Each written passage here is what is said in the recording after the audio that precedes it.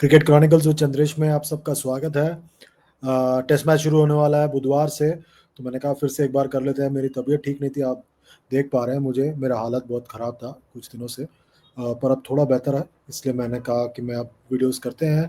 पिछले कुछ दिनों में मैनचेस्टर में बहुत ज़बरदस्त बारिश भी हुई है। आज भारत की प्रैक्टिस भी हुई है और ऐसा लग रहा है काफ़ी कुछ बदल गया है लॉर्ड्स टेस्ट मैच के बाद। काफ़ी माहौल बदल गया है। भारत के खेमे में इतने सारे इंजरीज हो गए हैं, अब ट्रैक करना बहुत मुश्किल हो रहा है। बहुत मुश्किल से अब समझ में आ रहा है कि यहाँ पर जो है इंजरीज पे इंजरीज होते जा रहे हैं। पहली बात, नीतीश कुमार रेड्डी सीरीज से बाहर हो गए हैं। जिम में ट्रेन कर रहे थे, लिगामेंट टायर कर दिया, सीरीज से बाहर हो गए हैं। फिर दूसरी बात, अर्शदीप सिंह ट्रेनिंग में जो है उनको वो शॉट रोकने गए, उनके लेफ्ट हाथ में मैं एक बार पढ़ लेता हूँ बीसीसीआई का, लेफ्ट थंब पे ट्रेनिंग के दौरान उसको इंजरी हुआ, तो स्टिचेस आ गया है, तो इसके लिए वो चौथे टेस्ट मैच से बाहर हो गए हैं। इस सबको देखते हुए सेलेक्टर्स ने जो है अंशुल कंबोज, जिसको पहली बात टेस्ट टीम में होना चाहिए था, उसको वापस भेजा है इंग्लैंड। वो पहुंच गए, आज उन्होंने ट्रेनिंग भी किया, तो वो खेलेंगे इस टेस्ट मैच में, ऐसा लग रहा है। बट आज ट्रेनिंग में प्रसिद्ध कृष्णा ने भी ज़बरदस्त गेंदबाजी की है।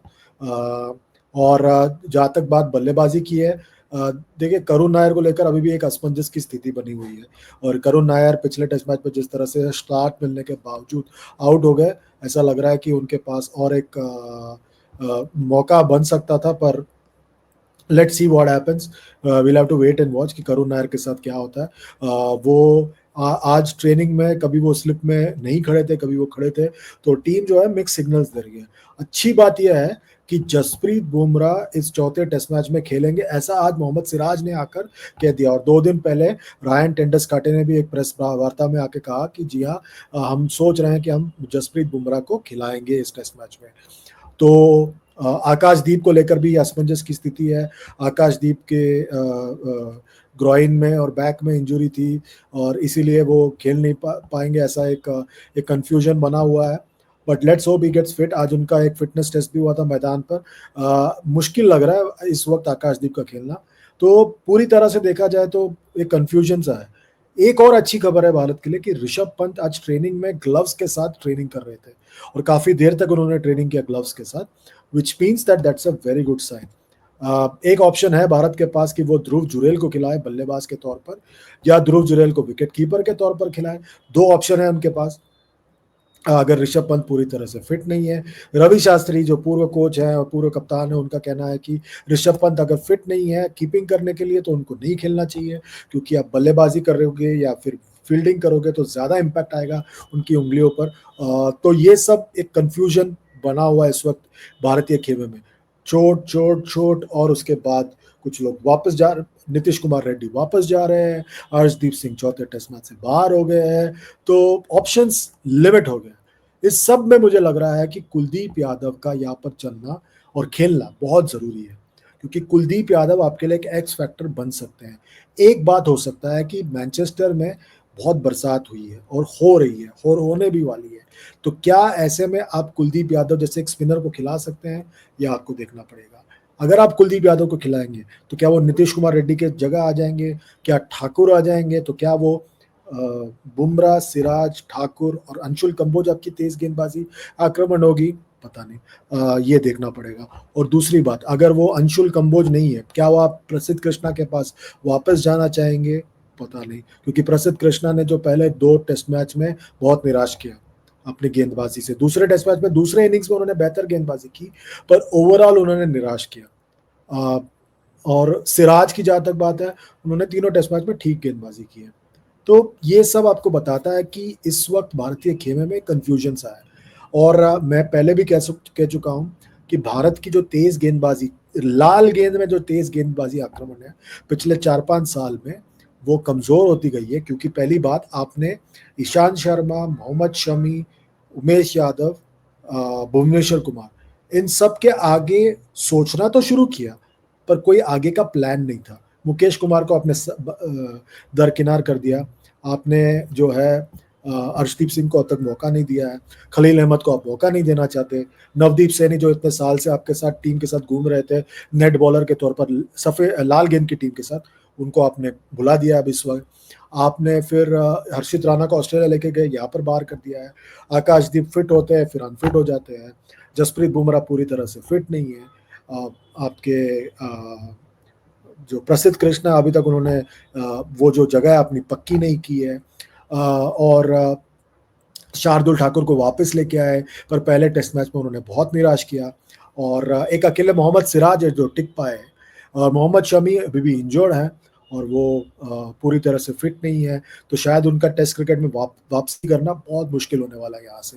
सो ओवरऑल अगर देखा जाए तो कोई प्लानिंग नहीं हुई है, क्योंकि वो कोविड के वक्त जो आपकी रणजी ट्रॉफी बंद हो गई थी और फिर बाद में जब हुई तो बहुत छोटे वक्त के लिए हुई। इंडिया ए टूर्स बंद हो गए थे। अभी जो भी इंडिया ए टूर होता है वो एक ओवरसीज टूर के पहले होता है, या तो ऑस्ट्रेलिया दौरे से पहले हुआ, या बांग्लादेश से पहले, या साउथ अफ्रीका से पहले, या अब इंग्लैंड से पहले 2 मैच 3 मैच होता है। अब जाके इस सीजन में, आने वाले सीजन में जब भारत में ऑस्ट्रेलिया और साउथ अफ्रीका आएंगे तब जाके वो वापस वो दौरा जो पहले होता था वो शुरू होने वाला है। तो जो सप्लाई लाइन है वो बंद हो गया था लाल गेंद के क्रिकेट में। सफेद गेंद के क्रिकेट में आपको कोई तकलीफ नहीं है, आपके पास बहुत सारे ऑप्शन है। लाल गेंद की क्रिकेट में आपके पास तकलीफ होने वाली है, और ये सब ने अंदेशा जताया था क्योंकि प्लानिंग नहीं हुई थी उसके लिए। तुषार देशपांडे है, अगर आप इंडिया ए टूर की बात करें तो मुकेश कुमार थे, तुषार देशपांडे, ऐसे बहुत सारे और विकल्प थे जिन्होंने निराश किया था उन दौरों पर।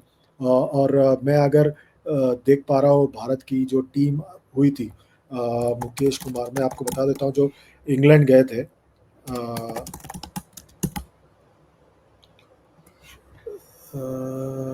हाँ, जो इंग्लैंड गए थे उसमें मुकेश कुमार, आकाशदीप, हर्षित राणा, अंशुल कंबोज, खलील अहमद, तुषार देशपांडे, ये सारे लोग गए थे। उसमें से आकाशदीप अब इस वक्त इंजर्ड है, हर्षित राणा टीम से बाहर है, अंशुल कंबोज को लाया गया है, मुकेश कुमार को बाहर कर दिया है, खलील अहमद को कंसिडर नहीं किया, वो एसेक्स के लिए खेल रहा है, तुषार देशपांडे चोट से वापस आ रहे थे। पर लाल गेंद की क्रिकेट में आपको एक दमदार गेंदबाजी की जरूरत है। अच्छी बात यह है भारत के लिए कि इसके बाद अगला मेजर टेस्ट टूर जो है अगले साल अक्टूबर नवंबर में न्यूजीलैंड में, तो आपके पास तब तक का मौका है, तब शायद उसके पहले भी एक दौरा होगा न्यूजीलैंड का। पर श्रीलंका में भी आपको ऐसे गेंदबाजों की जरूरत होगी जो पिच से, जिनको मदद की जरूरत नहीं होगी, जो रफ्तार से या मतलब अपनी चतुराई से विकेट निकाल पाए। तो ये सब सोचना पड़ेगा भारतीय सिलेक्टर्स को और टीम मैनेजमेंट को तब तक, क्योंकि अगर भारत को वर्ल्ड टेस्ट चैंपियनशिप के फाइनल में जाना है तो उसके बारे में सोचना है। दूसरी बात, अगर आपको एक सीम बॉलिंग ऑलराउंडर चाहिए तो उसमें अभी इन्वेस्ट कीजिए। नीतीश कुमार रेड्डी आपके पास, नीतीश कुमार रेड्डी जैसे किसी और को ढूंढिए, क्योंकि मेरे हिसाब से मुझे लग रहा था कि ये परफेक्ट अपॉर्चुनिटी था हार्दिक पांड्या को वापस आने का, पर वो तो नहीं आने वाले, तो आपको फिर दूसरा किसी विकल्प को सोचना पड़ेगा लाल गेंद की क्रिकेट में। तो बहुत कुछ सोचना है। दूसरी तरफ इंग्लैंड को कुछ नहीं सोचना है। एक बदलाव किया उन्होंने अपने 11 में, शोएब बशीर जिन्होंने टेस्ट मैच जिताया था वो बाहर गए हैं, मतलब वो आखिरी विकेट लेकर जो टेस्ट मैच जिताया था वो बाहर गए हैं, उनके जगह पे लियम डॉसन आए जो बल्लेबाजी भी ठीक कर लेते हैं, तो उनके पास और एक बल्लेबाज आ जाएंगे और स्पिनर, अच्छे स्पिनर है। तो बहुत सारे ऑप्शन है, इंग्लैंड को कोई तकलीफ नहीं है। सारी जो कठिनाई है वो भारत की तरफ है। क्या भारत इन कठिनाइयों को पार पाके मैनचेस्टर में जीत हासिल कर पाएगा? याद रखना आपको, भारत ने कभी भी मैनचेस्टर में कोई टेस्ट मैच नहीं जीता। क्या जिस तरह से आपने एजबेस्टन में कभी टेस्ट मैच नहीं जीता था और वहां पर जाके इस सीरीज में आपने टेस्ट मैच जीता, क्या आप इस बार मैनचेस्टर में टेस्ट मैच जीत पाएंगे? ये देखना पड़ेगा। और खास तौर पर क्या आप उनके टेल को आउट कर पाएंगे? ये इस सवाल का जवाब सबको मिलकर देना होगा। आप बताएं, वीडियो के नीचे कमेंट करके, लाइक कीजिए, शेयर कीजिए, सब्सक्राइब कीजिए और साथ ही साथ नोटिफिकेशन की घंटी बजाइए। अभी के लिए बस इतना ही, अपना ख्याल रखिए। Good bye, good night and God bless.